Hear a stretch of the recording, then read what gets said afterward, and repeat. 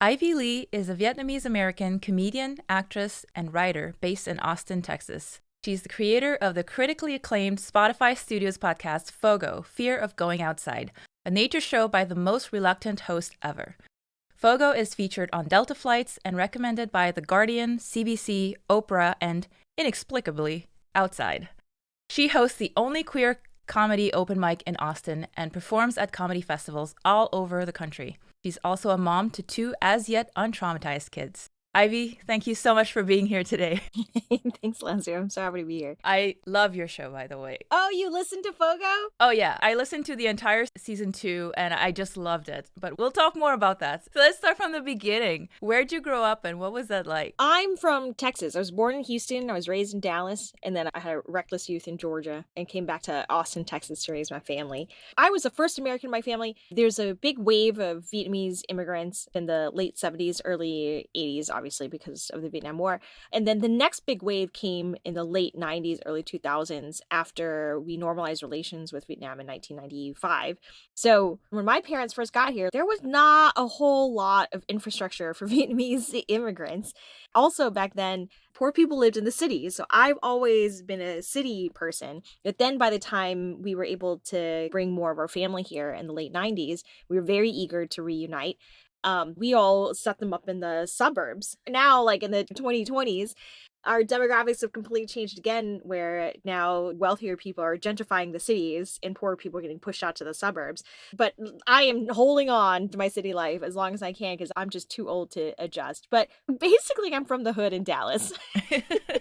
What was that experience like growing up? Was it a pretty diverse place? Were you the only Asian? Dallas, Texas is an extremely diverse place. I was absolutely not the only Asian. When I went home from school on Friday afternoon, I would often not see another white person until I went back to school on Monday morning. The elementary school, there were kids who were like, when I grow up, I want to be a dope fiend. And, and we're like, boy, you're so silly. What does that even mean when you're in elementary school? And then in high school, I lived literally between in Albertsons, which was a local grocery store here. That was not a shopping center that a young teenage girl should be in. It was just a dangerous place. There were people being trafficked. It was just not a place that a teenage girl should be alone. I would not allow a teenage girl to go be alone at that shopping center. And then on the other side of my neighborhood was the Hong Kong supermarket. It's just a huge city. Texas is extremely diverse. People forget Beyonce is from Texas. Megan Thee Stallion is from Texas. Texas is huge and extremely diverse, but people forget it because the face of power here doesn't necessarily represent the actual population here. I learned Spanish growing up. All my dad's coworkers spoke Spanish. My mom worked at the Postal Service. She was an extremely diverse union. All kinds of people would help her advocate for herself. Black people, Latino people, other kinds of Asian people. They had solidarity in the union together, even if they socially had their separations. I heard this story about Obama. The president of China was visiting Obama in the White House, and he takes it into his daughters and says, just super proud, oh, my daughters are studying Chinese in school. And he tells his daughters, like, speak Chinese to my coworker, basically, the president of China. And I laugh because when I was growing up, my dad was so proud I was taking Spanish in school. His coworkers would come over to hang out, and he'd be like, oh, my daughter's studying Spanish. And I'm like, wow, all dads are the same. All dads it does not matter how much money you have, dads are the same at every class. But yeah, that I just grew up in a really diverse place. And my school did not have a lot of Asian people because I lived on a street that was between 2 high schools. And I could have gone to the Asian high school, but I really wanted to go to college. And I knew that if I went to that high school, I would not make it to college. In America, Vietnamese people historically don't go to college. Only 1 in 4 of us go past a high school. So I knew if I went to the Asian high school where I knew too many people who were not college bound, like it was just not going to happen for me. And so I decided to go to the quote unquote white high school just so that I would have better resources and have a better shot and not be so distracted. And it worked. I did end up being the first person in my family to go to college.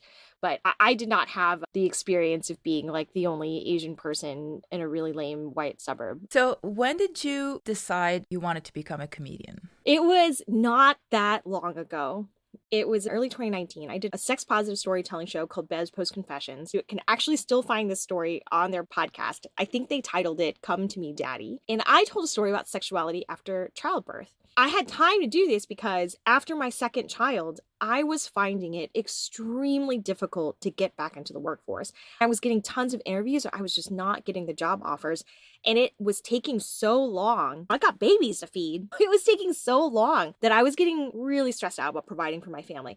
And so I did this storytelling show. I guess I think I'm witty, but I really have thought of myself more as like a more serious person, like a writer or a spoken word artist or something pretentious like that.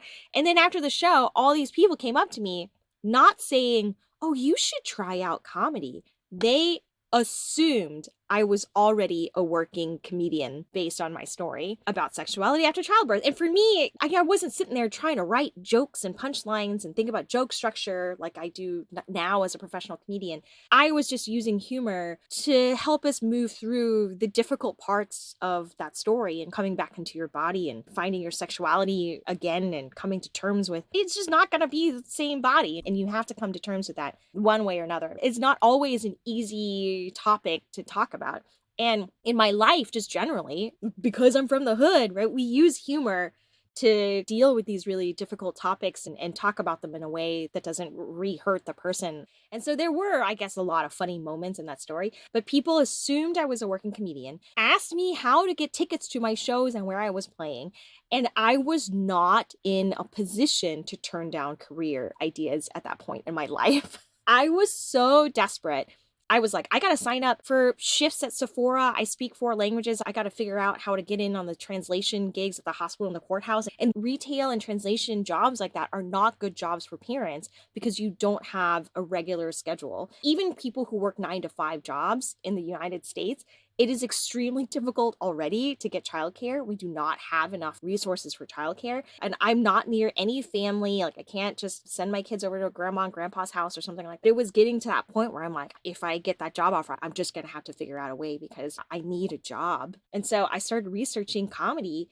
And it turned out that it was true. There were people willing to pay for my comedy, and I took it to feed my babies. I know that's the most immigrant ass answer ever. How did you get into comedy? It's like you're from your home country and you're a freaking doctor or something, and then you come to America and people just want your food, and you're like, I guess I'll open a restaurant. It's a great entry to comedy. What's your process like when you're writing comedy, when you're writing a bit? So after I was like, okay, well, I guess I'm going to go be a comic now. I wasted months writing early scripts of FOGO, trying to be funny on purpose. And it all sucked. I had to trash everything that I wrote and start over again.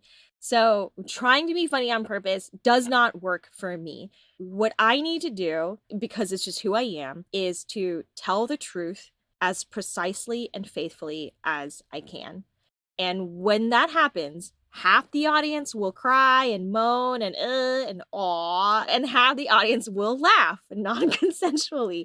And that's okay. That's actually the measure of a really good Ivy League joke, actually. How long have you had that idea? I applied with this idea to a podcast accelerator for underrepresented voices at Spotify called SoundUp. In 2018, it was their very first one. 18,000 women applied.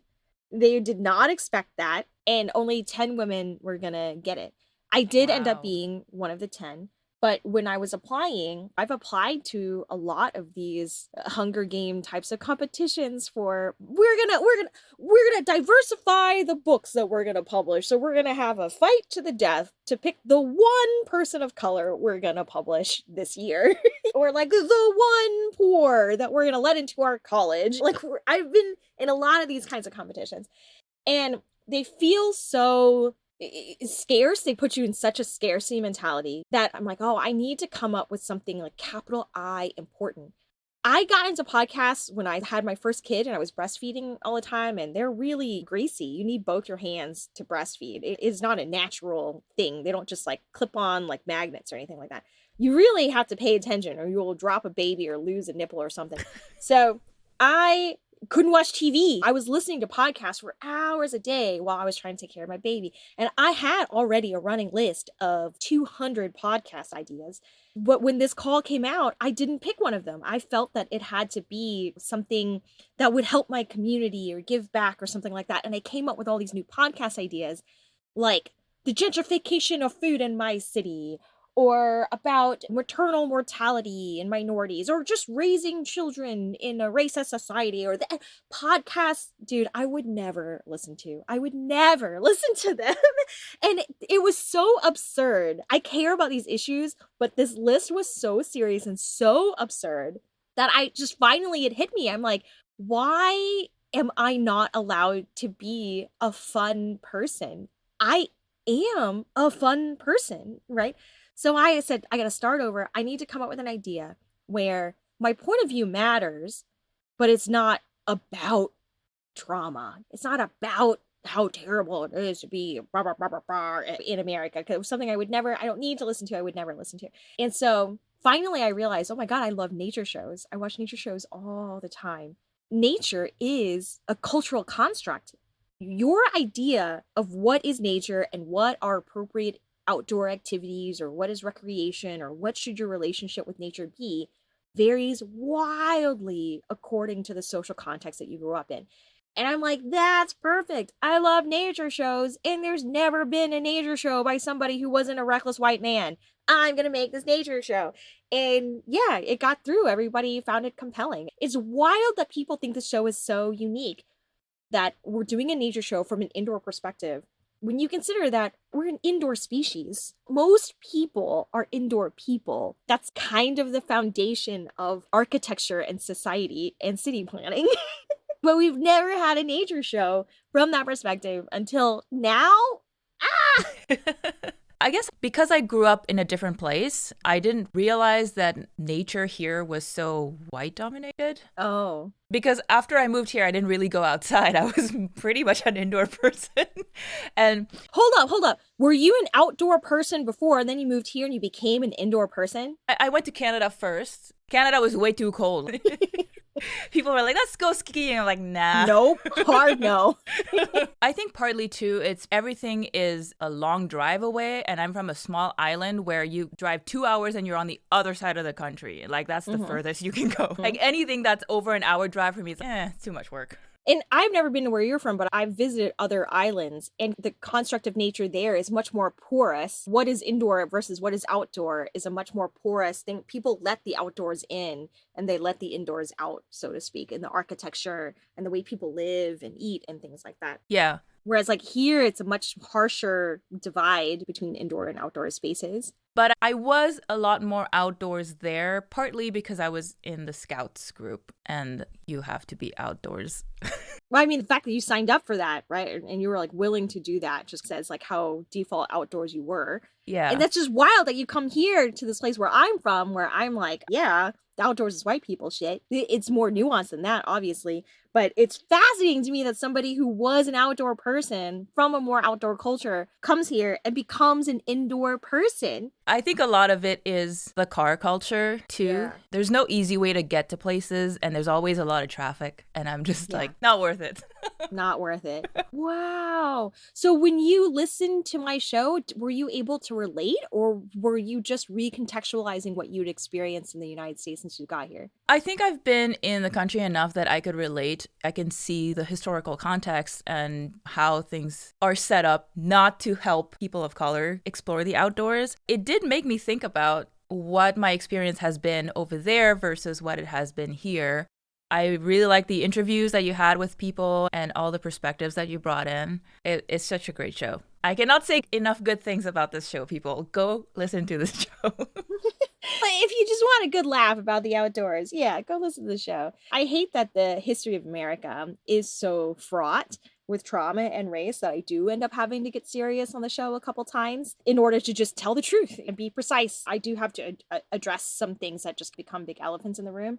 But the thing about FOGO, Fear of Going Outside, is it's not a show where I have to explain myself to white people.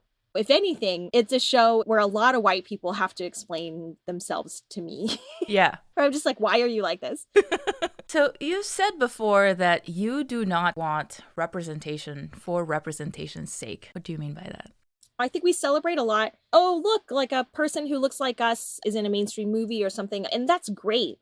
But there are people who stop at that. The problem with representation for representation's sake, representation as a goal instead of a strategy toward another goal, is that especially with Asian people, the power structure will use representation as an excuse to not change. So they'll be like, oh, but look, we got an Asian person on the screen. We're good. We're not racist. We don't need to change anything about the way we do things. And the power structure that disadvantages marginalized groups in the United States and probably globally, it goes much deeper than just who's on the screen. I think a really classic example is that show Kim's Convenience. We had all these great Asian, Canadian, and Asian American actors on the screen, which great. It was fun. Ugh, that's when we realized that Simu Liu is hot. They made him super hot. I was so worried because they hold off the reveal on the brother for a few episodes. I was like, oh God, I hope he's hot. And he was. They made him so hot in that show. And that's great. But the writer's room was white. The directors were white. The executives were white. They canceled the show. They had a couple weird storylines that you're like, it's being acted by Asian actors. But this is not an Asian Canadian story. This doesn't seem right. It seems like a parody of what somebody thinks being Asian Canadian is in a couple parts. And then you see just how the show was treated by the network. And that's the problem with representation for representation's sake, right? Is that then your image, your presence can be used to uphold a power structure and entrench it and enrich people continually at the expense of your community instead of actually changing the structures that keep us just from having true equity. That's what I mean by that. We should not choose representation for representation's sake. Yeah, I agree with you. Another thing that came up last time you and I talked was fancy Asians.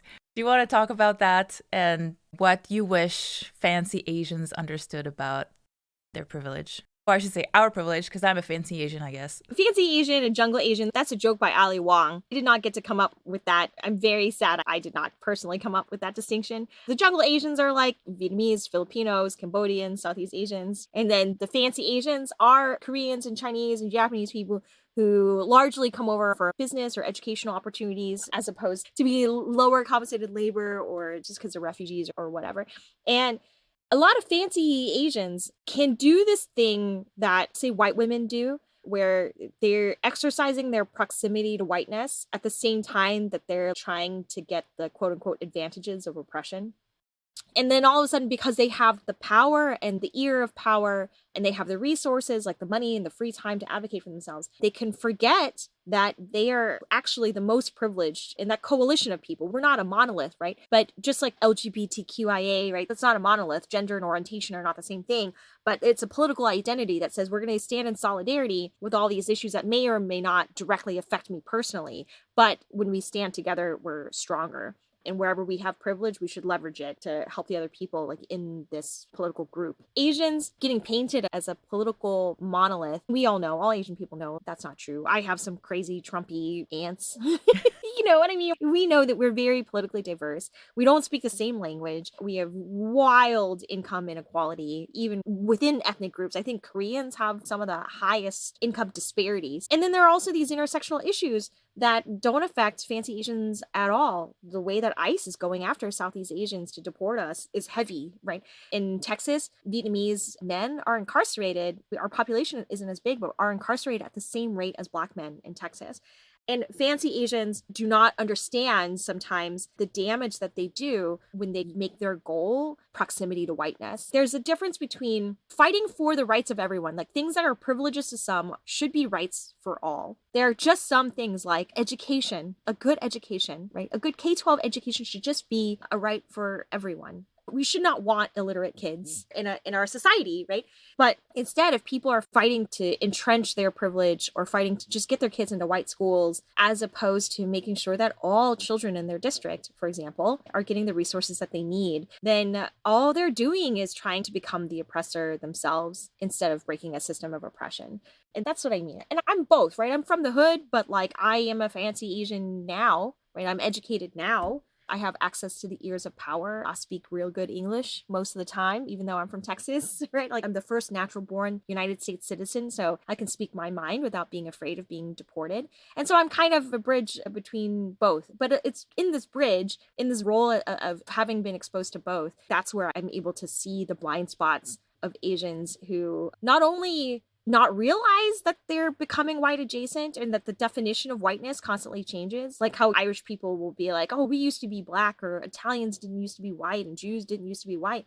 But race is a social construct, and whiteness changes itself and morphs itself and adapts itself in whatever way it needs to maintain its supremacy. And that's not a good thing for them to be like, if you uphold anti-blackness, we'll let you into the white club. That's not a good bargain. Yeah. Bad deal. It's not a good deal. Yeah, that's what I want people to understand about their privilege. When did you realize that you didn't want to be assimilating and you didn't want to be part of that? I think I realized that I wasn't assimilating. I just wasn't. I have this joke. My family thinks I'm white, but white people don't. People clock me as weird. People in my family think I'm weird, but they're just like, oh, it's probably because Ivy's whitewashed. But white people are like, no, this bitch is just weird. You know?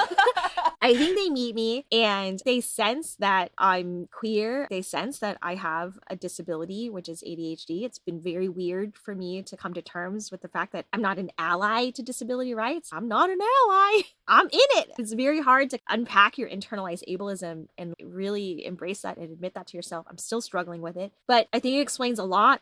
When you have, CPTSD, ADHD, people clock you as weird. So you don't get to assimilate. You don't get to belong. It's not because I have imposter syndrome. It's because people treat me like I don't belong.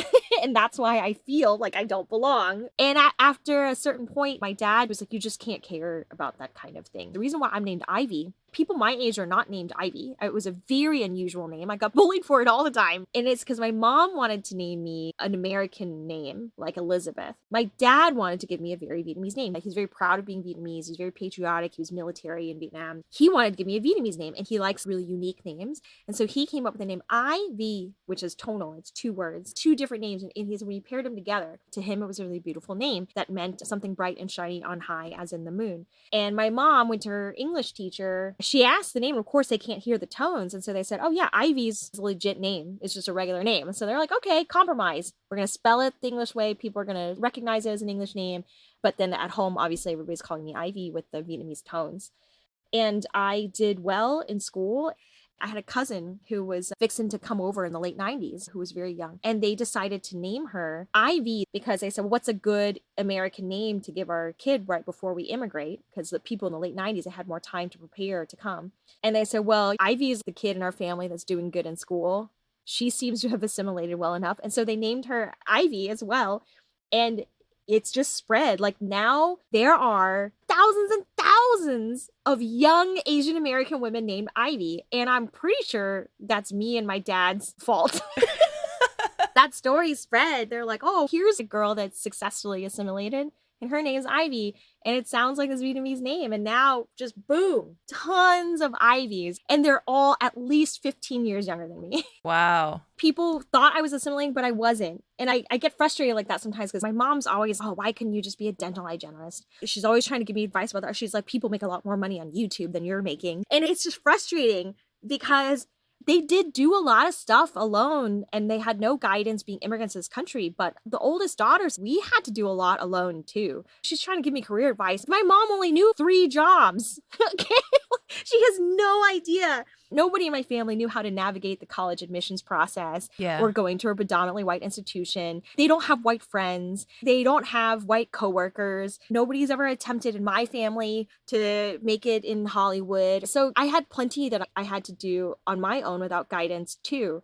And at a certain point, because I'm the first one to know white people and Black people and Latino people outside our community at the scale that I do, I don't feel a need to assimilate because these people are busted. White people don't know how to cut their own mangoes. White people think their food is spicy. Do you know what I mean? Like, I don't want to assimilate. I am American enough. There is no one standard of being American. There's no point in assimilating. I am not assimilating to America. I am making America. I am a queer, weird artist that no one in my family gets. Like, I am making what it means to be American. America has to assimilate to me. Switching gears a bit, you're a mom of 2. What's something that nobody prepared you for when it comes to becoming a parent? Oh man, how hard it is to raise kids without hitting them. They are such pussy ass kids. They don't know how to take a hit because I don't hit them.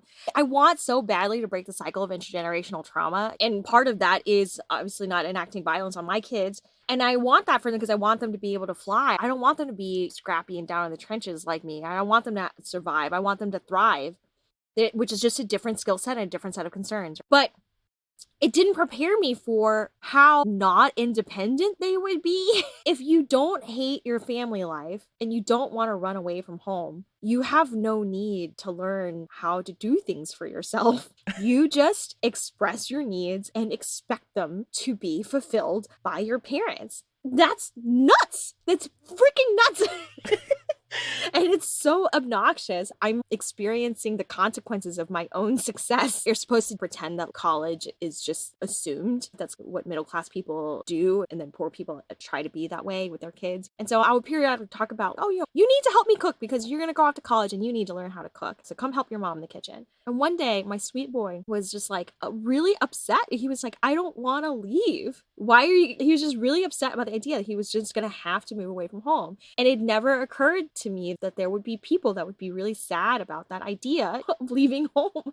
And so I was like, oh, baby, no, you never have to leave home. You are only going to leave home if something really great happens and you're really excited about leaving home. You get a job in another city and you're super excited and then you leave, or you get into a college you actually really want to go to that's not here. So then you leave and go on an adventure, or you fall in love and you want to go start a new home with that person. Only then, only something amazing will make you leave home. I'm not just gonna shove you out and force you to leave and you're like crying on the street. You wouldn't think about it, but I guess looking back, a kid would be like, why are you always talking about me leaving home? You want me to leave now? It just never occurred to me. There's just all these unintended consequences of breaking the cycle of intergenerational trauma. And one of them is your pussy ass kids are always like, Mama, Mama. And I'm like, what do you want? What do you want this time? When I was 8 years old, I could lay tile and run a customer service desk at a restaurant. Do you know what I mean?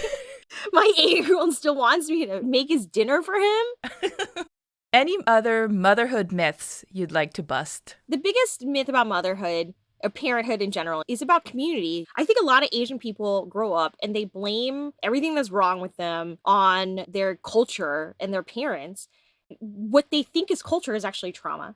Just like in a regular person, trauma, if you don't know about it and it's decontextualized, you think it's just their personality. So it's the same thing. Trauma that happened at a mass level, as did like for my particular part of the diaspora, right? It happens at a mass level all at once to a ton of people. And then after a long time, it gets decontextualized and it looks like culture, but it's not culture.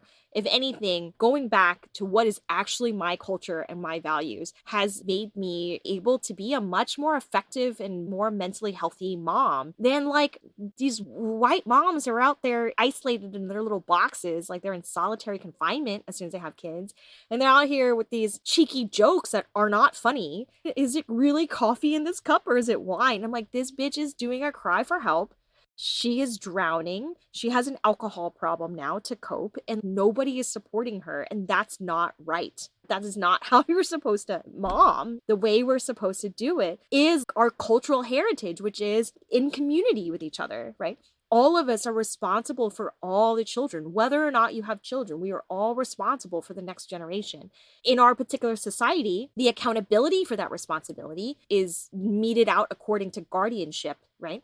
But just because that's where the accountability lies does not mean that the rest of us don't have a responsibility to come and support these families and each other in our community. So I have built a very large supportive community around my children, people with children, people without children.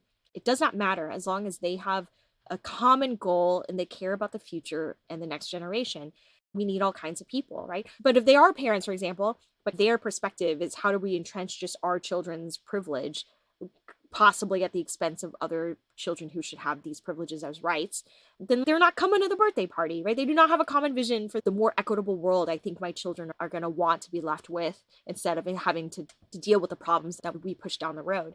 And so we have this community of people who care about our children very much. They're adopted aunts and uncles and play different roles in their lives. And so even when I'm being a comic and I have to spend a lot of nights away and I feel like I'm a bad mom, and I probably am being a bad mom, but my children are not going to become people who you think of who had bad moms, right? Because they had all these other adults. Like they may still have a bad mom, but they will still turn out to be good adults. because they had all of these adults like coming around as a community to support them. And that is not an American perspective. That is a perspective from societies that are more collective, like the ones that my parents came from. You're also openly bi. What has your experience been as an Asian American bi woman? 5 stars. I highly recommend it. I think everyone should try being an Asian American bi woman. No, I'm from the South. Even in my reckless youth, it was very taboo to speak out loud.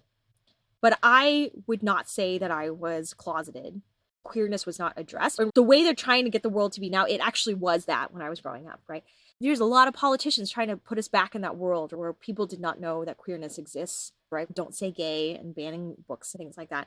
But because I was also the only English speaker in my family for a really long time, I did not know that I needed to be closeted. I thought everyone was bi and that you didn't have sex till you're married. And I felt like everybody who spoke English and Vietnamese agreed on that. Okay. And I'm like, you're just going to fall in love with who you fall in love with. And that's just a roll of the dice what gender they were going to be. And then you marry the person that you love, because that's what all the Disney movies say. And then that's how the government finds out if you're gay or straight. And then that's what all the hubbub on the news is about. I don't know. Because when you don't speak English, you're learning English. You just got to piece together your context clues. And these are my context clues. Obviously, I was wrong. Right. And so by the time I figured out, it took a long time for me to figure out that not everyone is bi. So it never occurred to me to hide it. I think anybody who spent any amount of time with me, especially on a Friday or Saturday night out in Atlanta, knew that I was not straight, knew that I was bi. Southerners are very polite about it, right? If they're not bigoted, then they just don't mention it because it's taboo to speak. And then people who really want to pin you down, sometimes it's somebody trying to be in community with you. But a lot of times it's somebody who is bigoted, right? And is trying to pin you down because it was so taboo to say.